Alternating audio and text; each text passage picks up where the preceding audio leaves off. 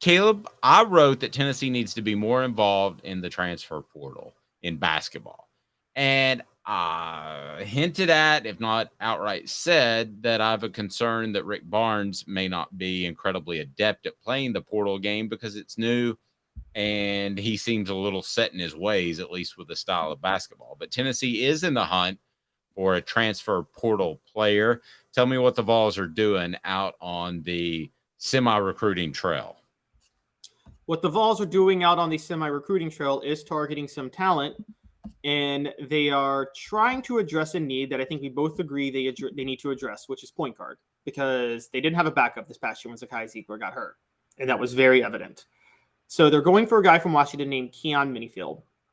What they're also doing by going after Keyon Menifield is doubling down on the outdated style of play that Rick Barnes is committed to that is driving me insane as a person who can't understand why coaches are so stuck in an old school way. Okay, I thought we might get to that, but let's start with this. Would this be an upgrade over Zakai Ziegler? No, I don't think so. Okay. I trust Zakai Ziegler. I mean, just to bring it up, I'm just pulling up the stats right now. Zakai shoots over 80% from the free throw line. Keyon Menifield shoots under 70%. Now, he's a freshman. He was just a freshman, but he shot under 70%, and he shot 33% from three. Tennessee needs a point guard who can be a threat from outside. I don't know how to get this through Rick Barnes' head. You need more shooters. Are you listening to me, Rick Barnes? You need more shooters. He likes Keyon Menifield because of his great defense. Your defense is fine. You need shooters. Can I say that enough? Rick Barnes needs shooters, and he's so stubborn he still won't go after them.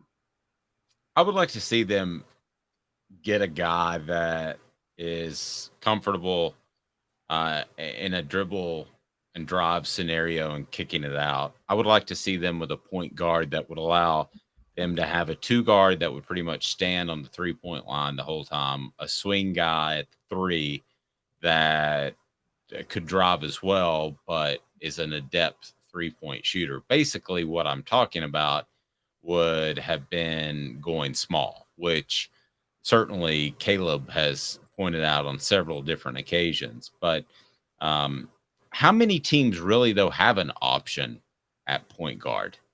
I mean, if a point guard goes down, whether it's UConn or whoever, I mean, how many teams out of the 300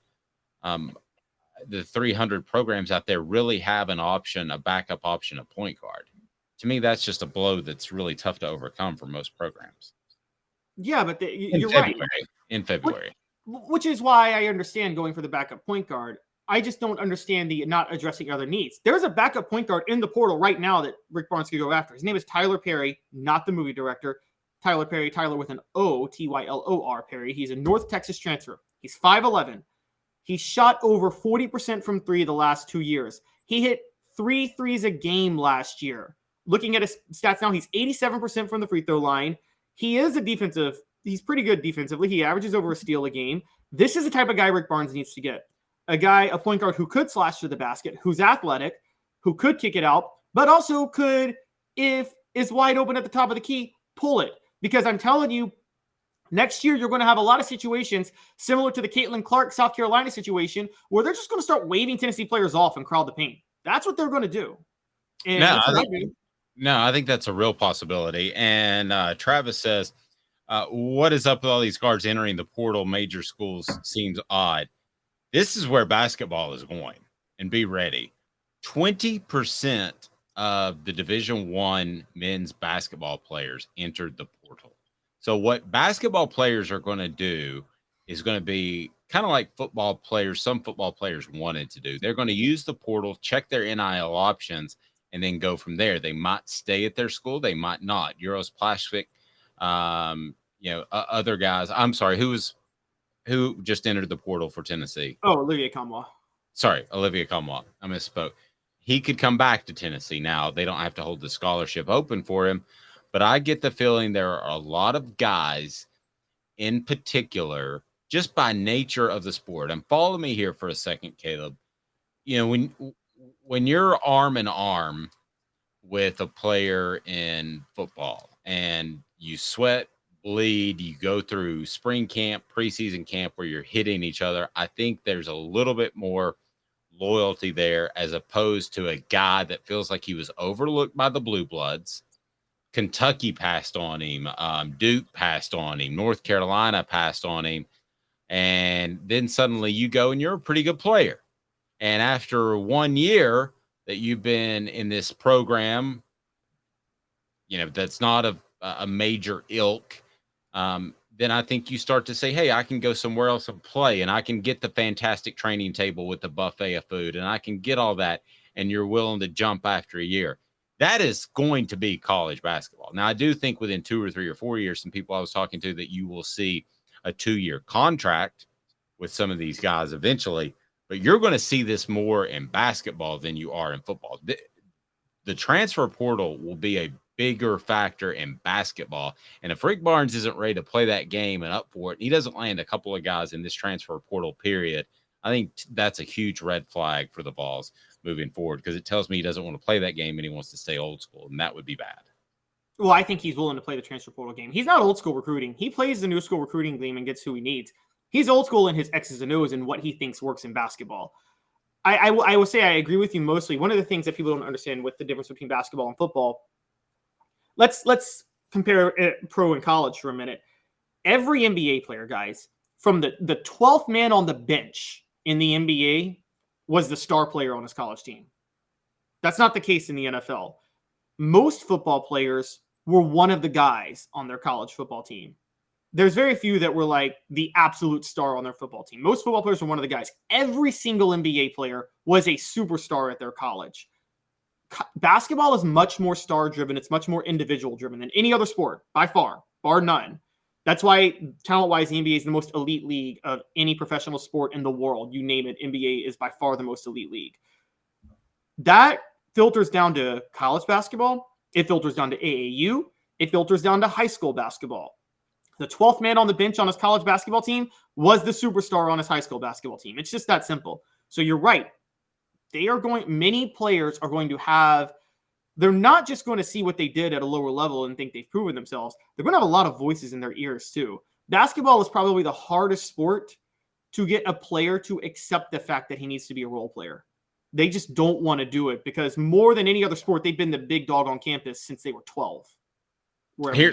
Here's the other thing to remember as well, is with a lot of these players, they just, basketball in general, believe that you're better than you think you are. I don't know why it is, but I've always thought that more the case. It seems like football, you get your comeuppance in the first year or two. You realize that physically you had a long way to go.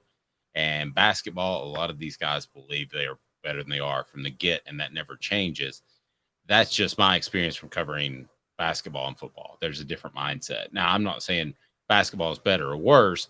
With football, on the flip side, are very guarded and hesitant to even talk to the media. But I just, with basketball, you need to be willing to reshape your roster. This is what concerns me about Rick Barnes. You need to be willing to reshape your roster every year. And is he going to do that? I don't know that that's going to be the case. You say he's not old school in recruiting. Well, no, but I mean, he's shown a willingness to reshape his roster year to year. He has shown that. His problem is he sticks to his philosophy no matter what. Yeah. Well, if they can get a guy that can score, that would be fantastic for the Vols. Or that can shoot more than anything. Not score from the mid range. Julian Phillips can do that. They need a guy that can shoot. That can actually shoot the ball. I wonder if Tennessee's tournament run and all the negative publicity they got from Jay Billis hurt them more than the positivity for making the Sweet 16. Because if I'm a prospect and I'm watching that, that's not the style I want to play for. You can win me over with all that Tennessee can offer. You can win me over with all the facilities. You can win my mom over by the fact that I do think that Rick Barnes is a good person morally and in a lot of ways. But what I saw on television during the tournament leading up to the Sweet 16 and in the Sweet 16, that didn't win me over as a prospect. That's not the style that most kids want to play. Here's what could win you over. If you could see Tennessee's constructed in a certain way where they're bad boys and you're willing to accept the bad boy mantra and realizing there's a role for you as an offensive threat. Think about this. Oh, here's one for you, Dave.